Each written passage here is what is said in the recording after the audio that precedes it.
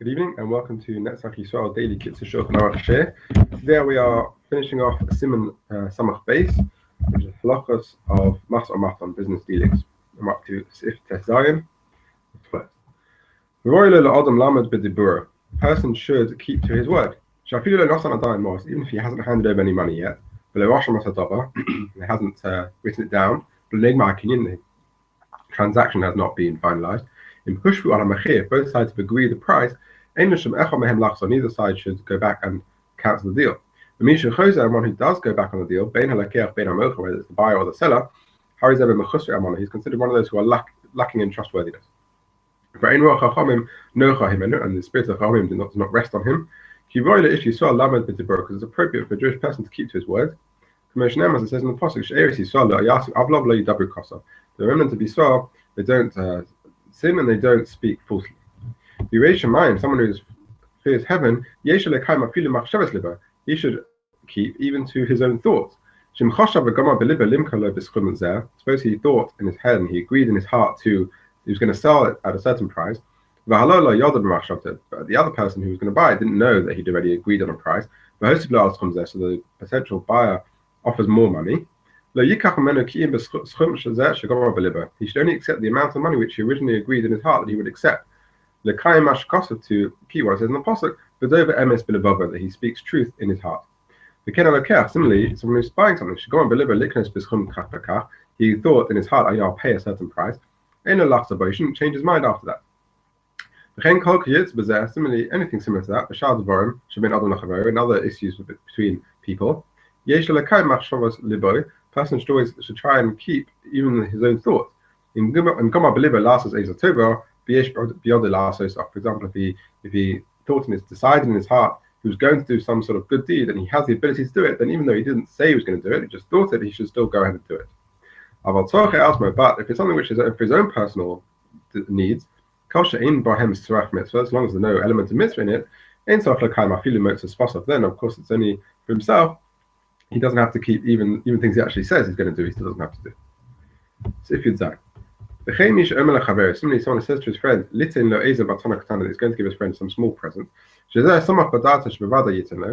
saying it's a small present, then the other person thinks for sure he's definitely going to do it. If he changes his mind and doesn't actually give over the present, he's also included in these people who are lacking in trustworthiness. If it's a very large present, then there's no doesn't considered to be lacking trustworthiness. Because the other person, because such a big present, never really thought he meant it in the first place. Nevertheless, if he says he's going to give it, when he says it, he should say it only if he genuinely intends to give it. And he shouldn't say it knowing fully well that he has no intention of keeping it. It's forbidden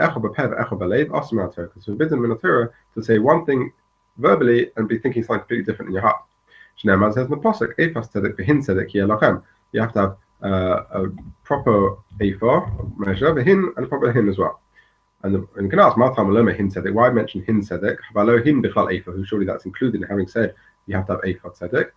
Ella, it teaches us that when you say yes, hen means yes. When you say yes, when you say no, it should be also righteous that you mean what you say. All we just said applies only if you're talking about giving presents to someone who's well off. If someone says he's going to give a present to a poor person, whether it's a small present or a large present, then he has no right from halacha to change his mind and not do it. Because it's by saying it to a poor person, it becomes like a neder. Even if he just thought in his heart, decided he was going to give it, he has to keep his thought and give it. Someone who wants to sell a land or a house, two people come to him, and each one says, I'll buy it for a certain price. And neither one of the two people have property neighboring the property that's being sold. If one of them lived in his own city and one was from a different city, then Ben Ira code, and the person who lives in his own city has to get priority. If they both lived in a city, but one was a neighbor, then his neighbor comes first. And if the second person is his friend who he spends a lot of time with, and the other person, although he's a neighbor, doesn't spend any time with him, then his friend comes first. If one is a friend and one is a relative, his friend still comes first. As it says, better to have a close neighbor than a distant brother.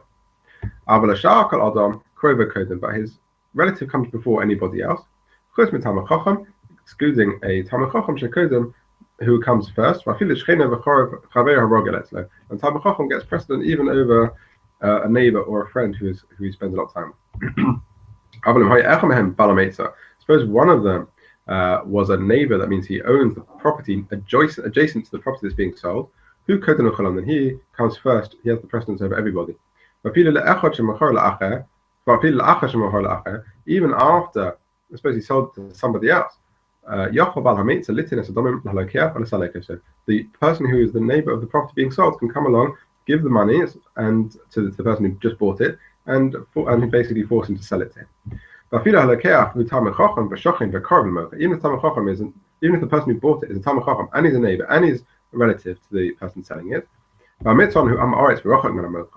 and the person who's neighboring that property is an Amorit and he has no relationship with the seller, nevertheless, the